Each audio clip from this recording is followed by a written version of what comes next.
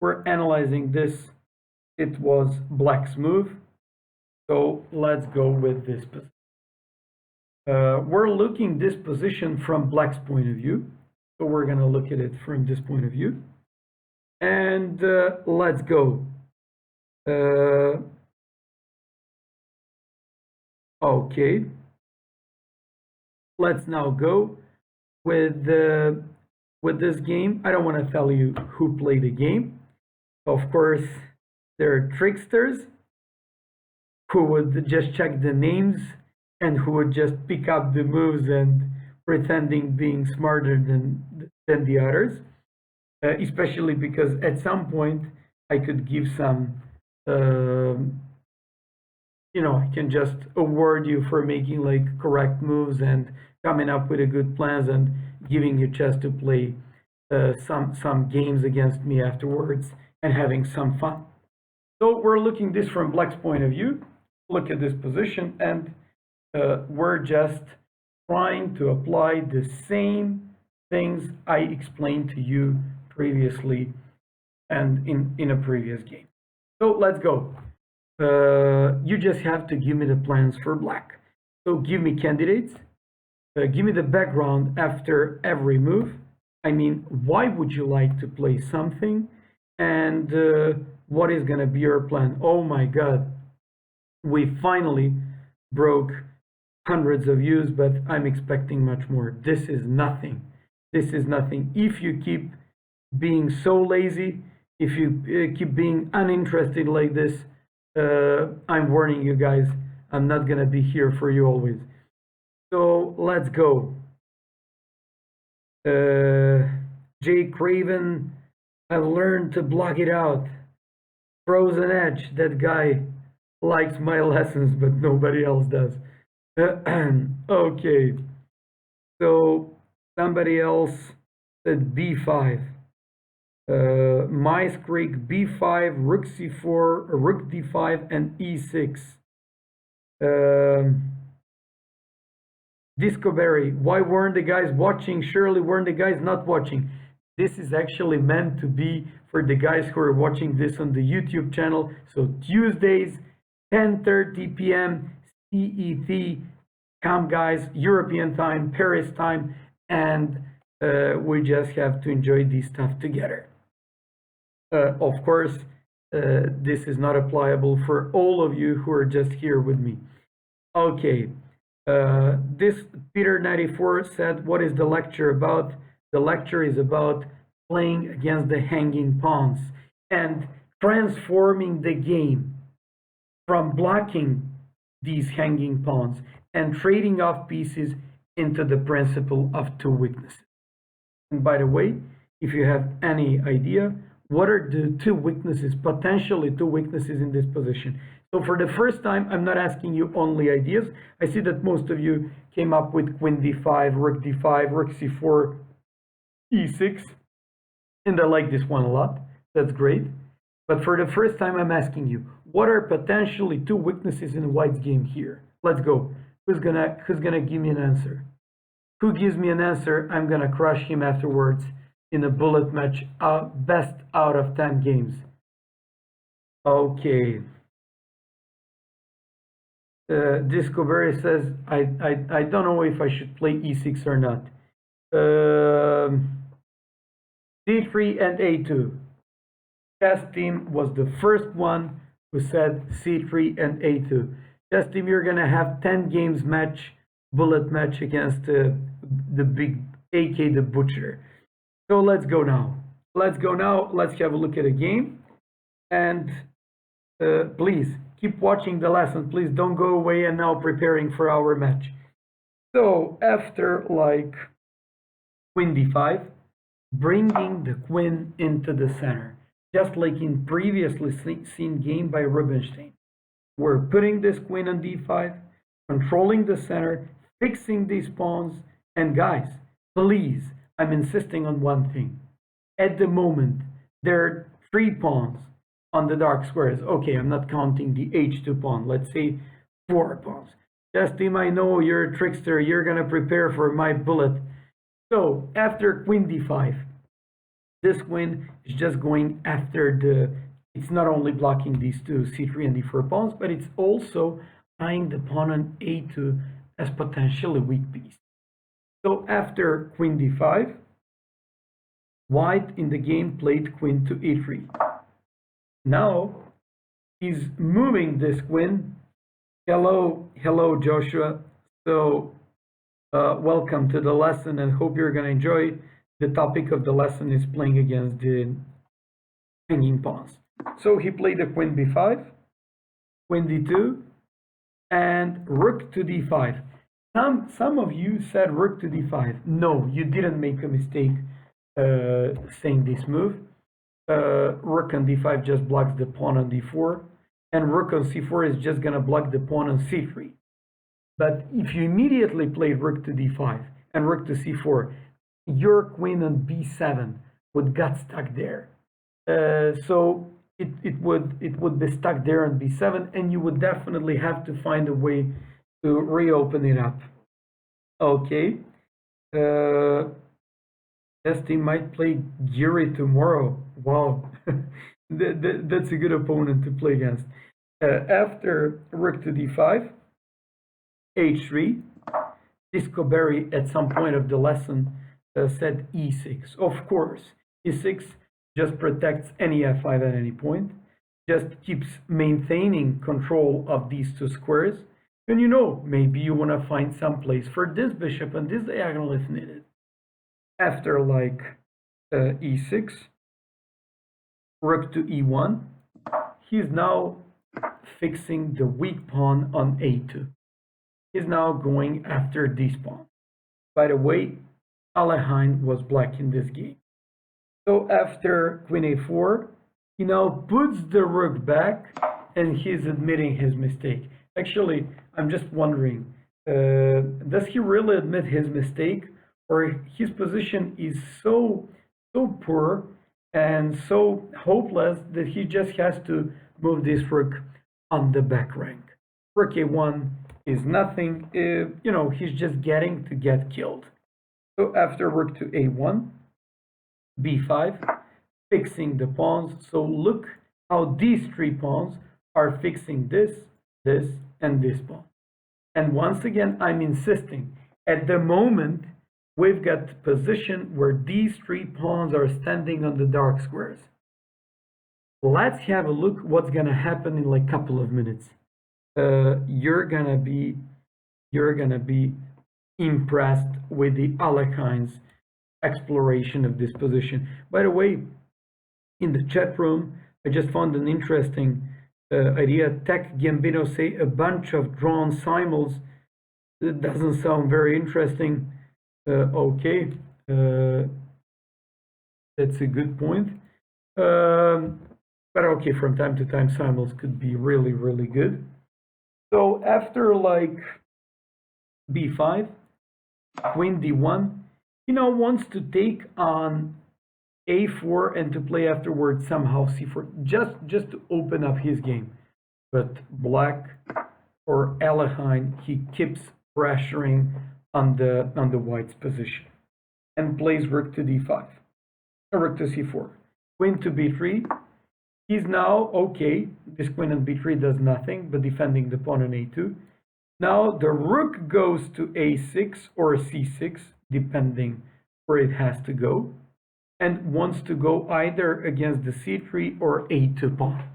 A great idea, because the rook did its job on d5, and now it's time to move it and to exert pressure on another weakness. Once again, you'll see how slowly Alekhine was moving and transforming his positional advantage from a great positional advantage playing against the hanging pawns into a principle of two weaknesses. After queen to h2, rook to a6, rook 3 to f1. Rook goes back, nothing special. Bishop goes to a7, wants to move here, going after this weakness at some point, maybe even provoking this pawn going to g3, and you'll see why is it so important. Guys, don't you remember for previous game, If you manage to put all opponents' pawns on the or all enemies' pawns on the same color of your bishop, then you'll be able to afterwards go after these pawns and to attack them successfully. So after this move, bishop e7 and bishop d6 idea, after king h1, look how hopeless he is. He's just moving the rooks back, back on the back rank, playing king h2 at one moment, putting the king back into another moment. That's the point. After king to h1, I see that the tech Gambino knows even who played this game. This is really good. The guy has like a very big culture. Speaking of this game, anyways, after bishop e7, king h1, rook 4 to c6, rook 4 to c6. You'll see the point of this. You'll see the point of this move. He wants to go after. Hello, beautiful. He wants to go with the queen on c4. Bigfoot is now a chessbrah. Thanks for subscribing for the resubscribing for the next 15 months. That's really good. So welcome, Bigfoot. So in this position, when he played like rook 4 to c6, rook f to e1, wants to play d5, and now bishop to h4. Look at this move. It's very nice, forcing the rook to move, and at the same time moving the bishop from the idea of d5. And now queen goes to c4, and is not allowing to this guy to play any d5. I didn't mention the real idea by black of playing and putting this rook on a6 and rerouting this rook from c4 to c6. Now he wants to play rook a4, rook c6 on a6, and going after the a2 pawn. This is one of the most brilliant examples when one wants to go after the principle of two weaknesses, but at the same time managing to fix all the pawns on the color of its bishop. This is the dark square bishop, and black's initial idea, let's put all the pawns all together with this bishop and b2 on the dark square. So look how Alekhine is doing this in a really amazing way. So let's go. After after like queen c4, rook c4. Now you don't have to play rook a4 followed by rook 6 to a6. Now you're gonna play immediately rook c on a4. After like rook c4, a3, For the first time, the pawn came to the dark square, and we managed to fix another pawn on the dark square. Alekhine is now moving this bishop back, and he's now threatening the rook a4. Sometimes, not sometimes, usually, it's way better to keep threatening these pawns like this, and for example, keeping their position blocked, keeping their position kind of closed, keeping this, for example, a rook on a1 and bishop on b2 being tied up, rather that than winning a material and taking the pawn just like that. Like somebody used to say in the past, way better to keep threatening something than to realize your threat. So after bishop e7, rook f to b1. He wants to focus against the b5 as potential weakness. In previously seen game between Rubinstein and Saul, you could have seen rook b8 trying to do the same idea with a rook with a pawn against b4. And just like in previous game, Alekhine is just doing the same. But look at this. He's first improving the position of this bishop, moving another pawn onto the dark square. For the first time, we have 5 pawns on the dark squares. Now, we're transforming this positional advantage into a new type of positional advantage. bishops are on the board altogether with these rooks. So let's try and force our opponent putting all the pawns on the dark square. This is like another thing. So after like bishop d6, g3, king f8, king g2, once again, I'm insisting, this is an endgame. There are no queens on the board. There is no danger for this king. So the king, after it came to f8, just goes towards the d5, wants to get a center of the game. So after king f8, king g2, king e7, king f2, king g7, both of these guys heard about this rule. Let's go and centralize the kings. Rook a2, and after rook a2, rook c on a4, slowly but surely focusing against the pawn on a3. By the way, if you thought, was it possible to play rook a4 winning a pawn at some point, for example, like this? No, it wasn't possible, because he would just centralize the king, and if you tried taking the pawn, your position would easily slip away. Please don't let this happen in your games, because the best chance to give your opponent in your games is to go into pure rook games. No matter if you're down a pawn, because even Botwinnik said the best chance to get a draw is in rook games, and even rook games being down a pawn are drawn endgames. Usually a drawn endgame. So after rook b5, rook takes c3, rook a5, this position would go into 4 against 3 on the same side, and we all know that this would be a theoretical draw. Can you imagine from such a big positional advantage to go into this position? That would be disaster. That would be disaster, and you're not supposed to allow this to your opponent. So please do not give your opponent a chance to go into pure rook endgames if you have such a great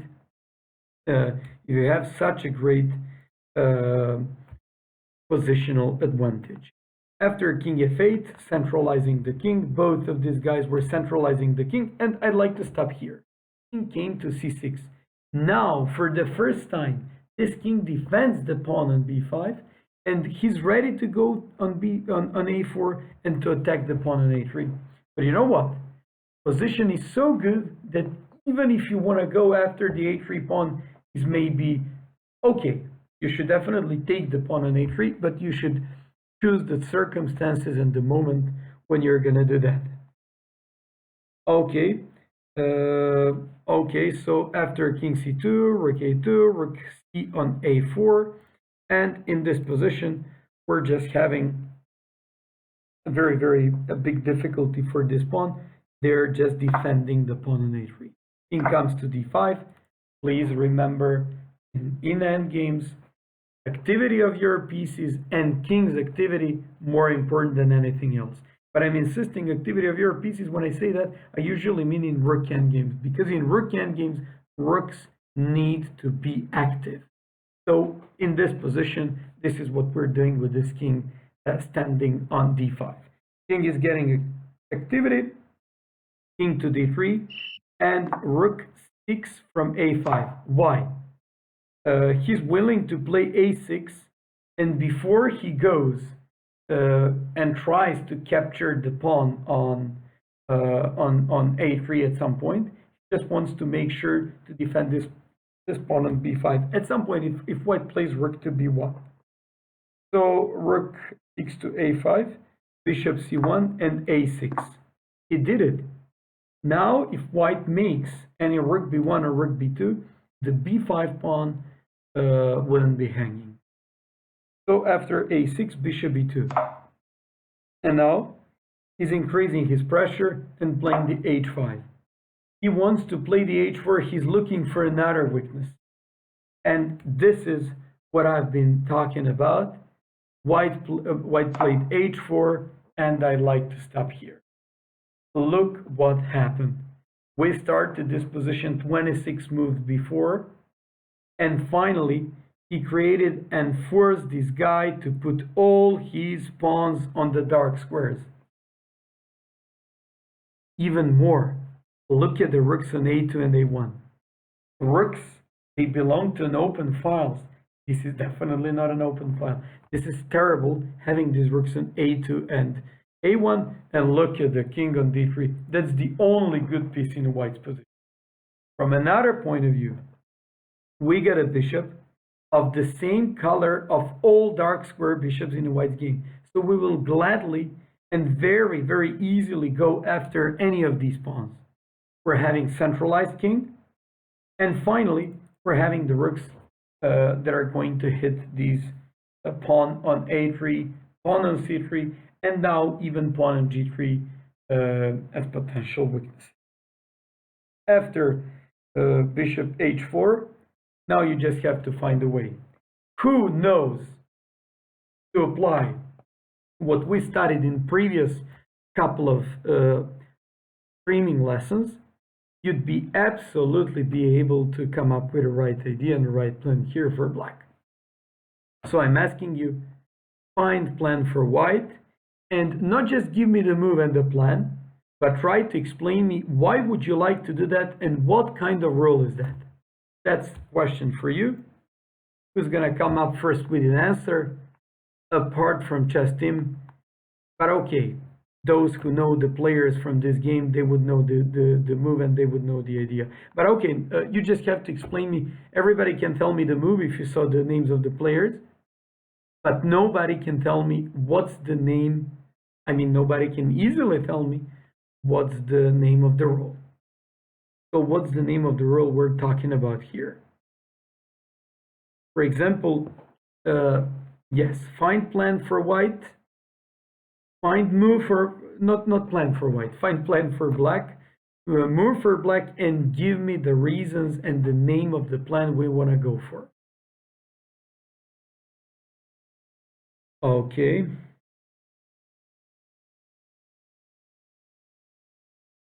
Okay, I still keep waiting for you.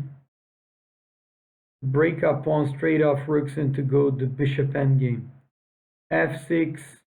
MDD Chiron said f6 to set up g5 pawn.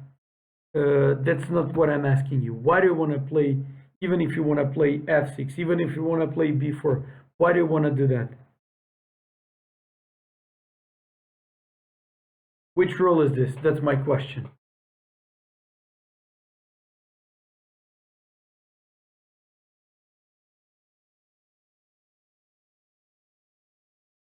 Right? Discovery is right. He's the only one who came up with the concrete thing here. You play f6. You want to play e5.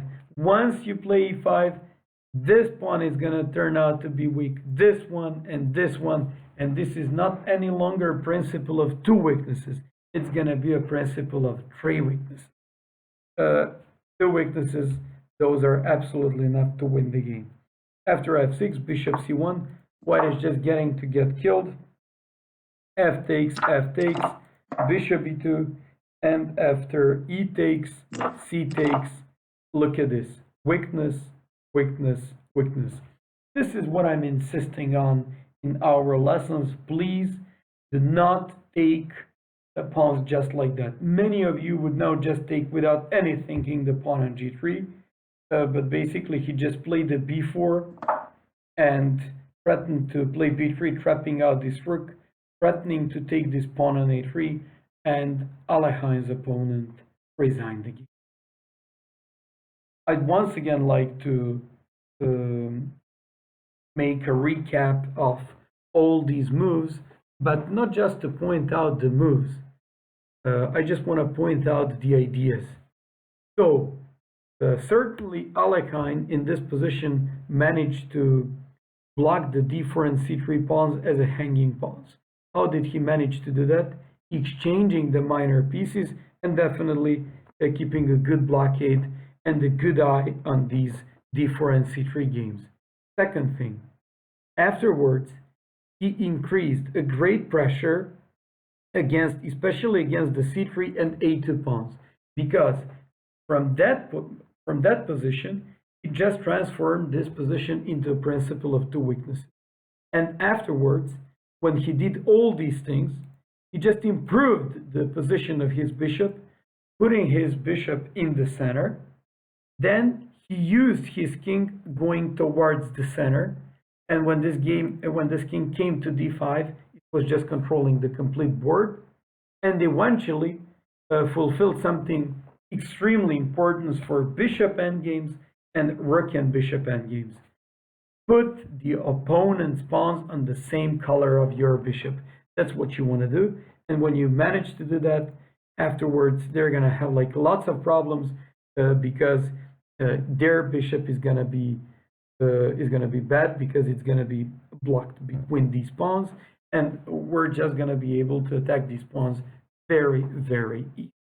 Also, the lesson you gotta learn: do not take these weak pawns just like that and go into pure rook endgames, because the pure rook endgames are usually the best drawish chances for your opponents, and it's way better to keep threatening than to realize your threats just like that.